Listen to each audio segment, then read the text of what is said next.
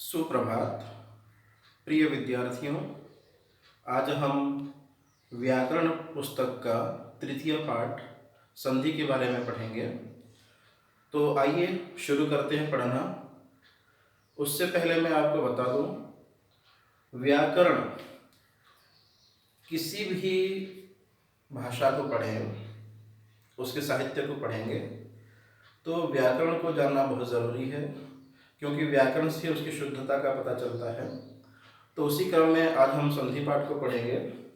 संधि व्याकरण पाठ 3।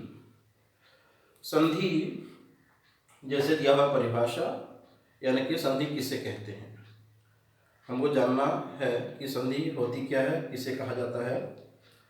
दो या दो से अधिक वर्णों के मेल से उत्पन्न विकार को संधि कहते हैं।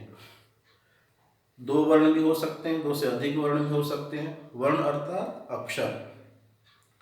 तो उन अक्षरों को जब हम आपस में मिलाते हैं तो उससे जो विकार होता है, जो परिवर्तन होता है, जो चेंजेस आते हैं उसमें, उसको संधि कहा जाता है। जो चिन्ह बदल जाता है उसको संधि कहा जाता है।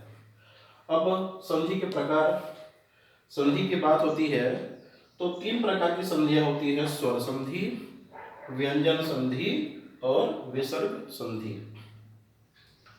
संस्कृत भाषा में जो नामकरण होता है, जो संज्ञा शब्द होते हैं, उन शब्दों का नाम जो रखा जाता है उन्हीं शब्दों में उसका अर्थ होता है। जैसे देखिए, स्वर, स्वर, स्वयं राजन्तः इति स्वराः।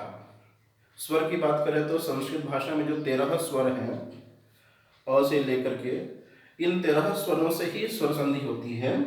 व्यंजन में व्यंजन वर्णों से व्यंजन संधि होती है, और जो 2 बिंदु लगते हैं शब्द के बाद उससे विसर्ग संधि होती है। हमने देखा संधि किसे कहती हैं, संधि कितने प्रकार के होते हैं। सप्तम कक्षा में हम स्वर संधि को ही पढ़ेंगे।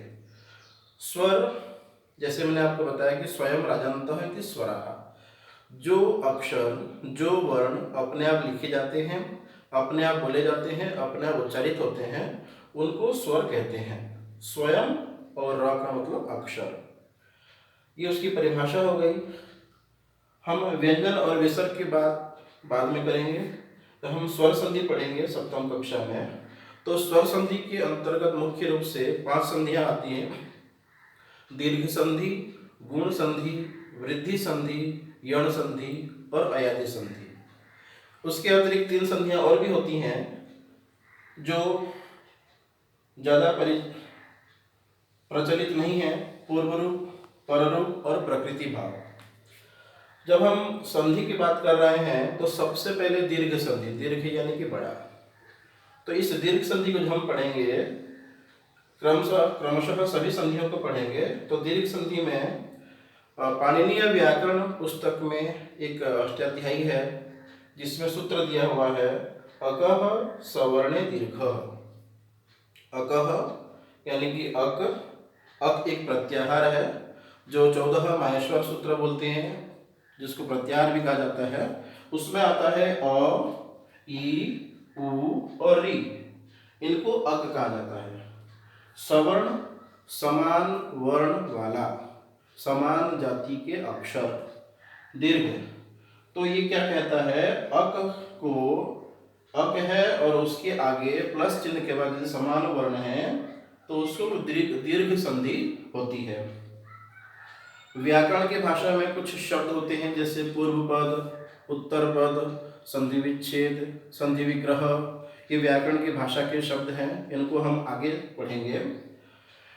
दीर्घ संधि के में अ और आ के बाद जो प्लस हम बोल रहे हैं, और आ आता है तो उसको आ हो जाता है। ये 4 प्रकार से बनेंगे। अ के बाद अ भी हो सकता है, आ के बाद अ हो सकता है। इसी प्रकार से ई, ह्रस्व और दीर्घ, ये भी है। ह्रस्व यानी कि छोटा, जिसको उच्चारण करने के लिए, जिन स्वरों को बोलने के लिए 1 सेकेंड का यानी कि 1 मात्रा का समय लगता है, उसको ह्रस्व कहते हैं। और जिनको उच्चारण करने के लिए उससे अधिक दुगुना समय लगता है, उसको दीर्घ कहा जाता है। ह्रस्व, दीर्घ और प्लुत। यहाँ प्लुत की बात नहीं करेंगे। तो दीर्घ संधि में ह्रस्व दीर्घ दोनों होने के बाद ये अ ई, देखिए ह्रस्व ई है और दीर्घ ई है। इन दोनों के बाद जो भी होंगे उसको बड़ी हो जाएगी। यहाँ जैसे आ हो गया, यहाँ दीर्घ ई हो गई, यहाँ पर ऊ हो जाएगा, यहाँ पर री। री प्रचलन में भी कम हो गया है, तो हम अ ई और ऊ को पढ़ेंगे। तो ये पूरा हमारा संधि का एक परिचय है। इसको पढ़ने के बाद हम इन सभी संधियों में क्रमशः एक एक करके चर्चा करेंगे, इसको पढ़ेंगे। तो आज हम दीर्घ संधि को अगले वीडियो में हम पढ़ेंगे।